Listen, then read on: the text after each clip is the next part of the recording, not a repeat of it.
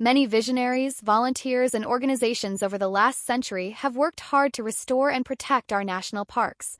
I had the privilege to spend time with one of them called the Student Conservation Association, also known as the SCA.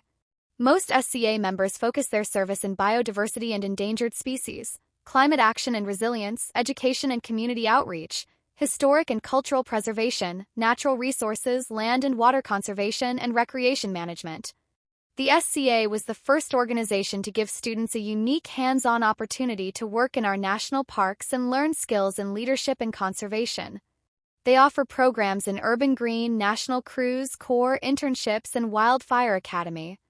The SCA's CEO Lydia Soto-Harmon taught me about the great work that the SCA is doing all over the country.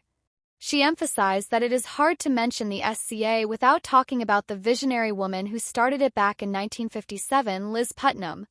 She was a conservation major at Vassar College when she read an article by Bernard DeVoto about shutting down the national parks.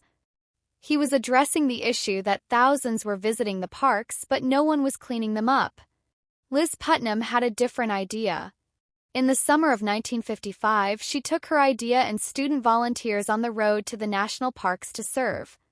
This led to the creation of the SCA, and it has become one of the largest providers of youth development and conservation service opportunities in the U.S.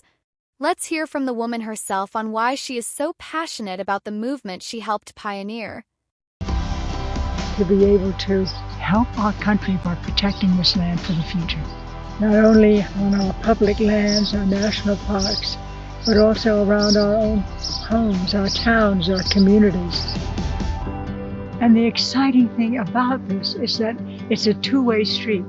Not only do our parks benefit from the essential work needed to be done, but it's amazing what it does for the individual as well. Because when one is giving of self, genuinely giving of self, you've opened yourself to, in a sense, who you are and who you might want to be. The impact of Liz Putnam's vision has touched so many lives across different gender, age, ethnicity, and race. In 2024, the SCA completed conservation projects at 363 sites across the United States. I'll leave you with a few words from Liz to remind all of us why we are here. It does something to us. It does something to the heart and the soul, which I can't find otherwise, except in the wilderness and in these national parks, which we're so lucky to have.